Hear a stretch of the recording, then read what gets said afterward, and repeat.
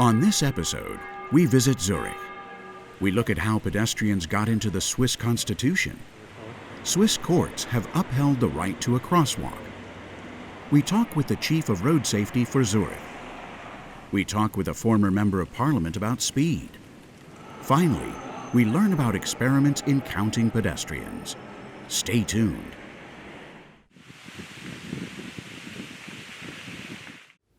We're in Zurich, Switzerland, talking with Christian Thomas.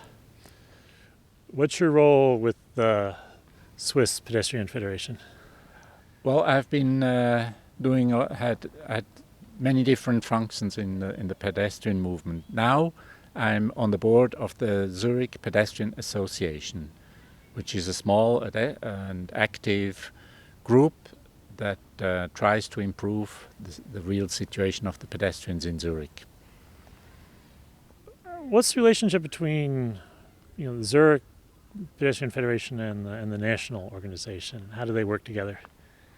Well, the Zurich Association is just an independent association, but actually, in fact, it works more like a section of the national organization, which has different local groups, but we are not. The Zurich group is not legally a part of the National Federation. Going back a few years, how did pedestrians end up in the Swiss Constitution? Well, this is a rather special story because, as far as I know, there is no nation in the world that has specific rights of the pedestrians in the Constitution. And in Switzerland, we have the possibility to launch an initiative by collecting enough signatures. Nowadays it's 100,000 signatures. And then the government is obliged to make a vote on an amendment to the Constitution proposed by the people. And this is what happened in the 1970s.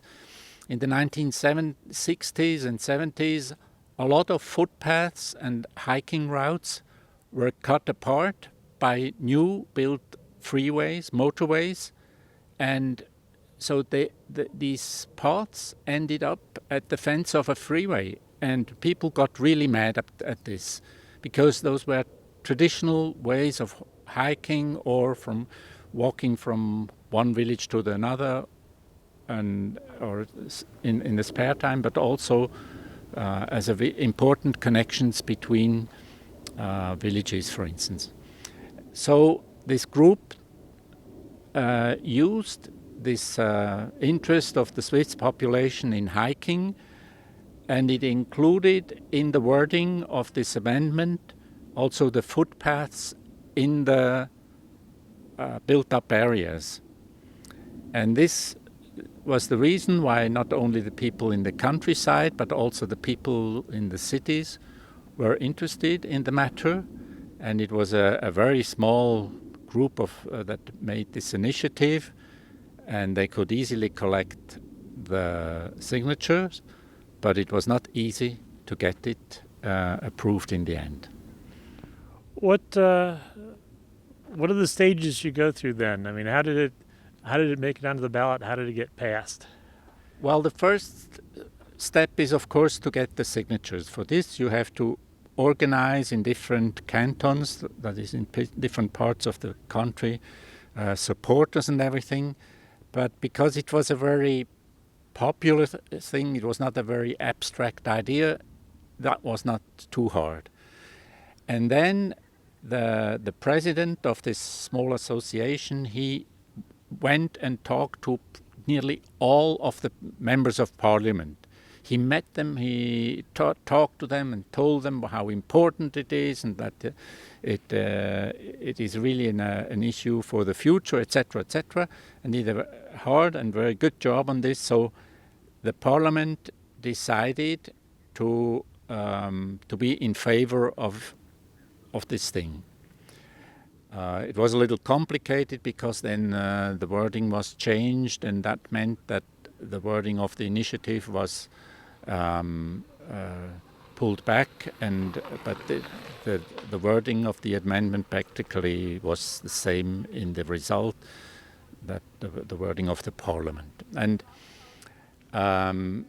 then the right-wing parties, who had a big majority in Switzerland at that time, they decided to go against it. And this was, of course, a very difficult situation for a small group without millions of francs to make a campaign and everything. And then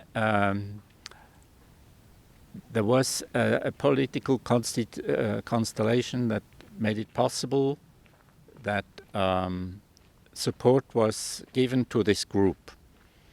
And I was then doing press work and interviews and write press release, make hikes for the campaign and things like that.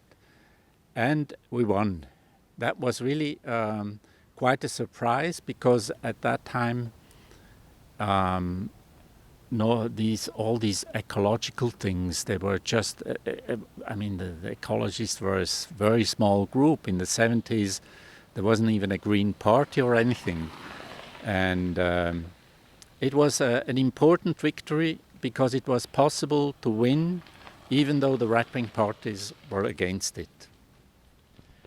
Now, once you change the Constitution, how does that become a law then to affect day-to-day what goes on?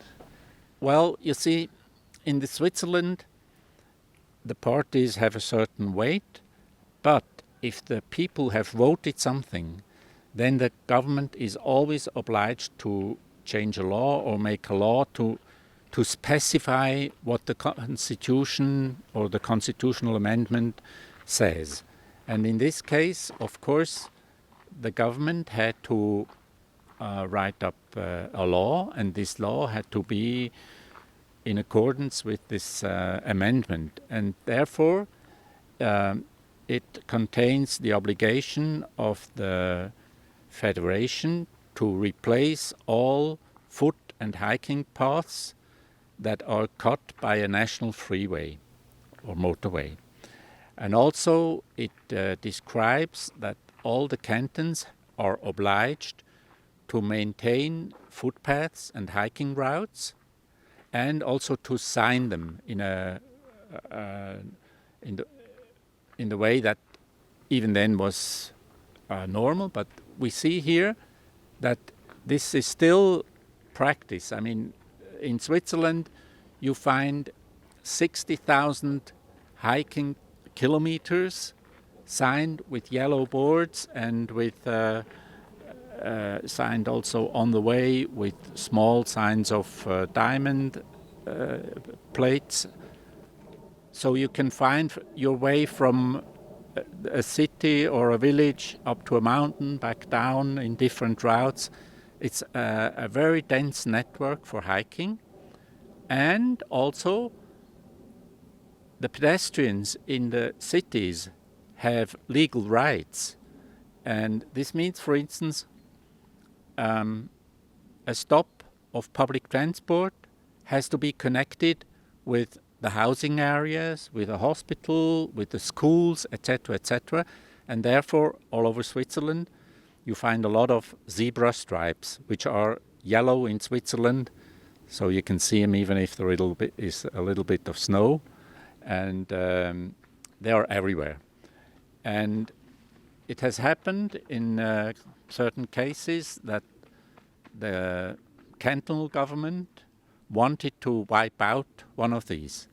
And because we have legal rights for the citizens to get their zebra stripes or to maintain it, in one case there was a lawsuit, and in the end the citizens won. So I think this is a very unique right, the right to have the zebra stripes, the pedestrian priority, in place where it is needed.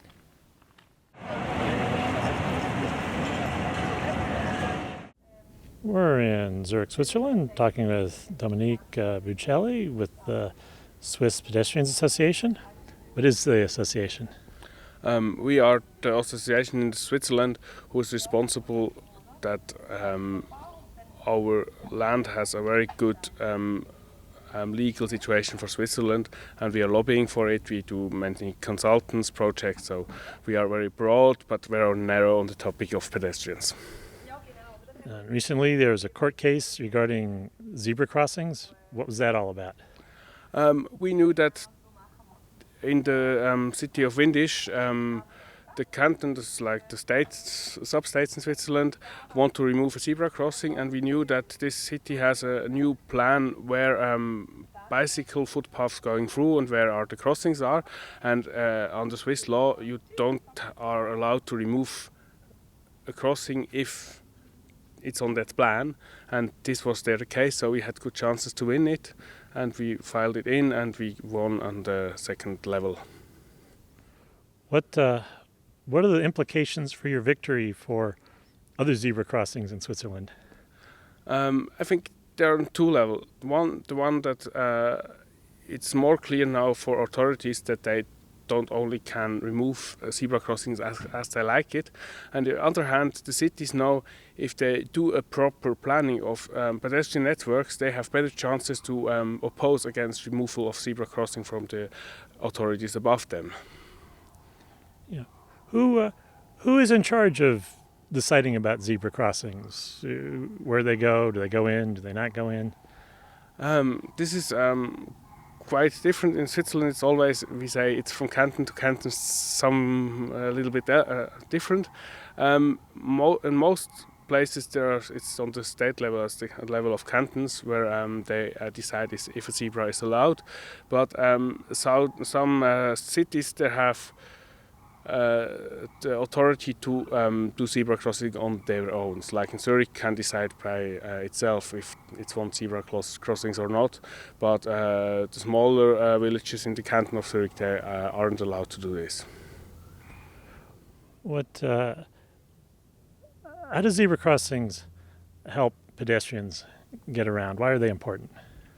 They're especially important when you have a route with heavy traffic. Because there, it's important for even the weak pedestrians that they know I can come there and the cars will stop. I can go over the street. I don't have to wait half an hour till it's enough space between two cars, then I can cross the street. It's important for children. It's important for the elderly and for people with disabilities.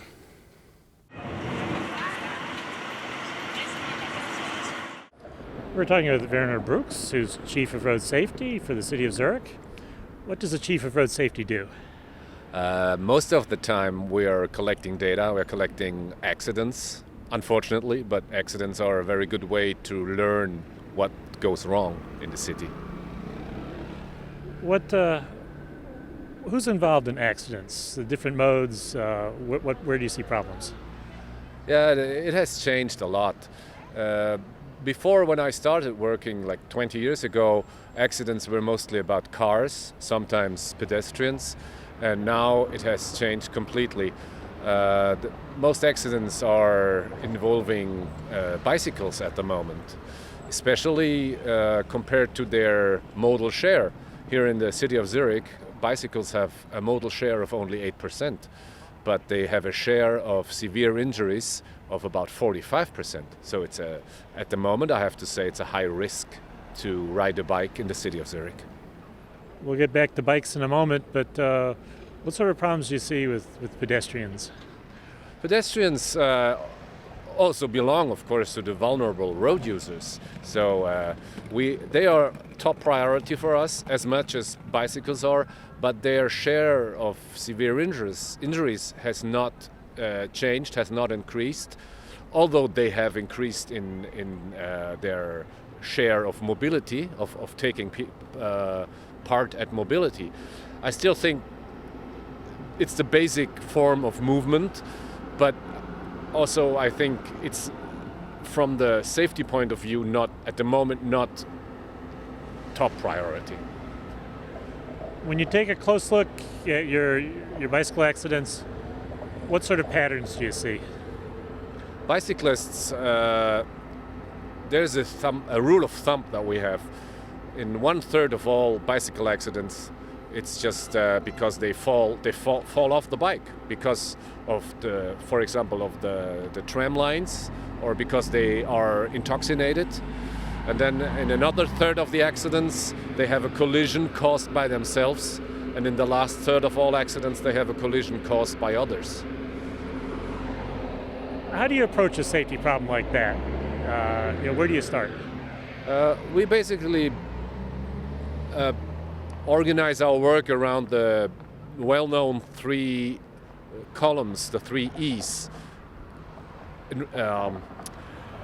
Education, enforcement, and engineering. Thanks a lot. It's well known. It's well known in many countries. In many countries, yeah, and also in the literature. And I think it's also to organize your work. It's a very good concept. Let's take the example of bicycles getting into tram lines. It's an infrastructure problem. We should do something to separate bicycle lanes from tram lines, but it's also a possibility to school bicycle drivers, because we know from studies, I think from the US or Canada, that there is a certain angle, it's 30 degrees. If you're beneath that angle, you will fall. If you're above that angle, you will not fall. So you can safely drive with your bike on tram lines. And the third possibility is the enforcement does not work in this case. So is there anything new coming along that's a bit different that you might be worrying about in the next few years? Yeah, at the moment, I think we live in a phase, in a time where mobility changes every day, and it changes very quickly. For example, when you look around here, you see the new e-scooters. There are like 4 or 5 companies from all over the world coming to Zurich, putting e-scooters, electrical kickboards on our streets. We have now 2,500, and they are by law obliged to use bicycle infrastructure, which makes the living together with bicycles even more difficult. And it's also hard to ride an e-scooter in the dense urban traffic. I think it's quite a challenge for those people to do it.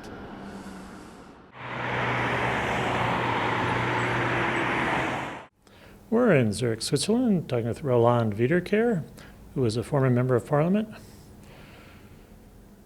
What issues that would impact pedestrians had your interest when you were in parliament?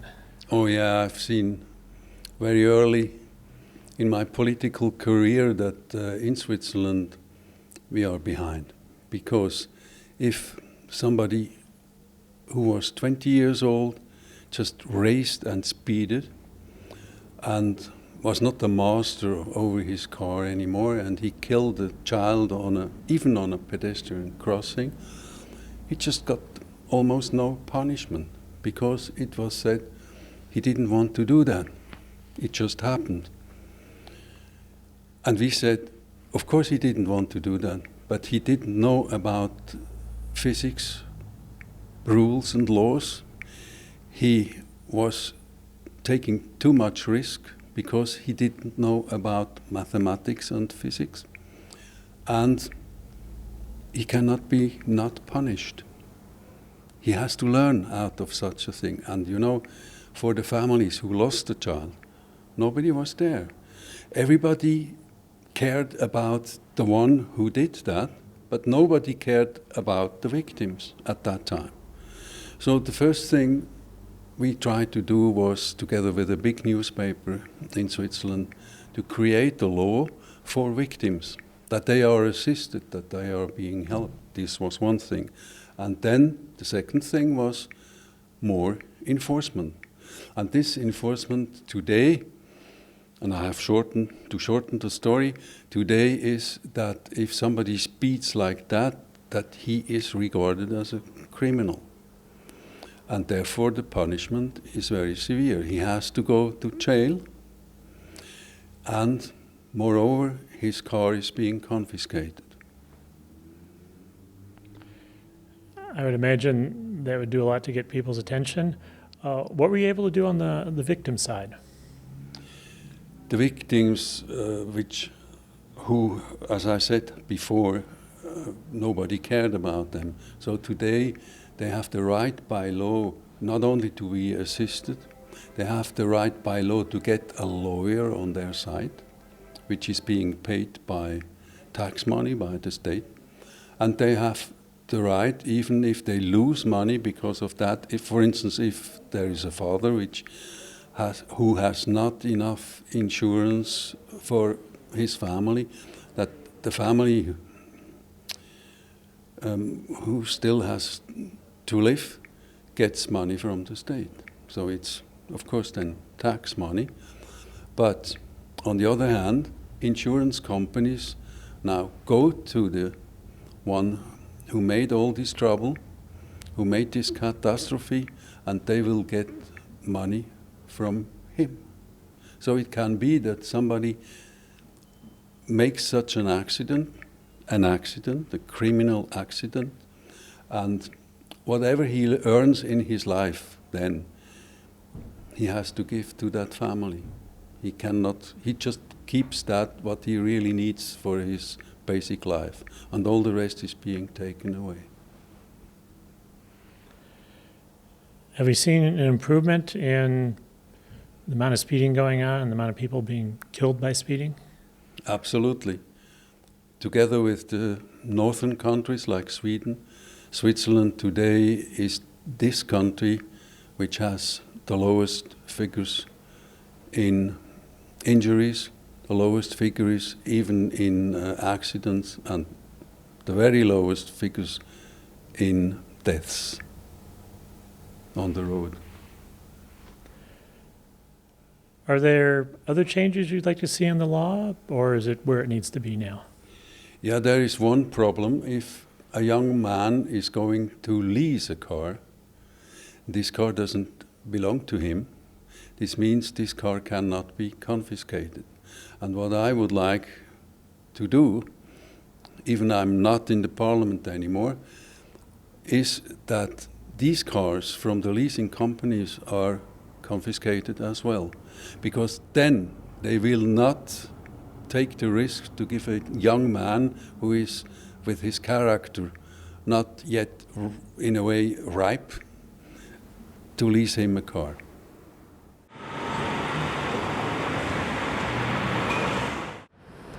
We're in Zurich talking with Daniel Sauter with Urban Mobility Research.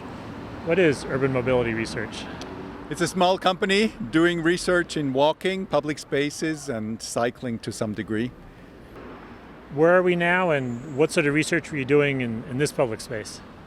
This is a big intersection of public transport with trams and buses.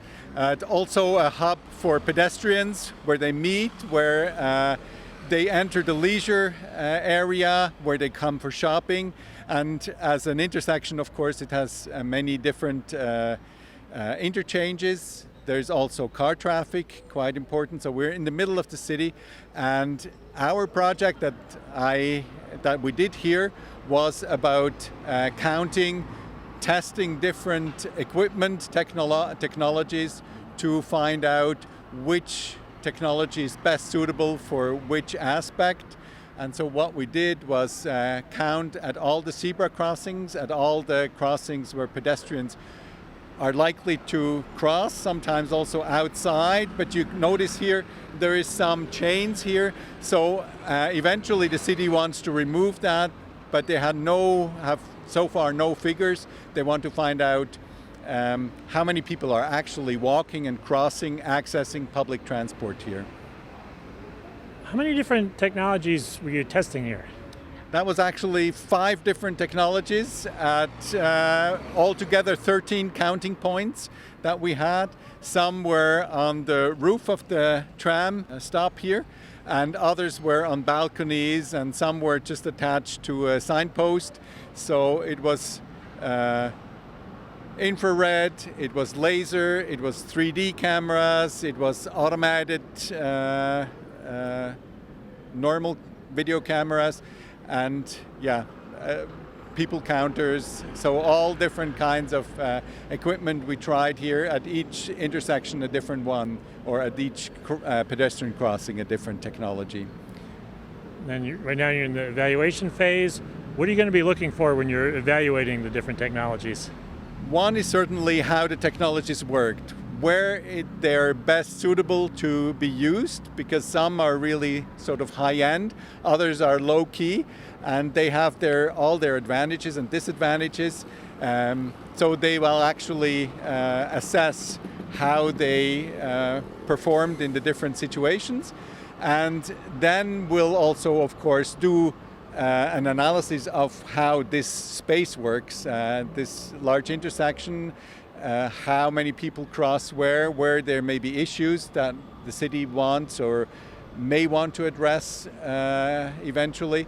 So it's the two tiers. What we do in this project is work together with cities and municipalities and take up their problems where they have issues, where they would like to know something, and we test our technologies accordingly. So,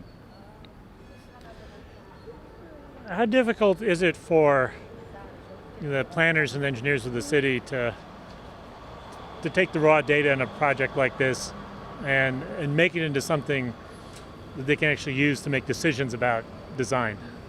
Yes, that's certainly an important step that we're going to do. We'll prepare the data, so we'll answer the questions that the city has. It's safety issues here because the trams and pedestrians cross lines, but it's also with the cars and trams. It's also with pedestrians and cars. So you have all kinds of different issues, mostly safety, and so we'll have a particular analysis of that.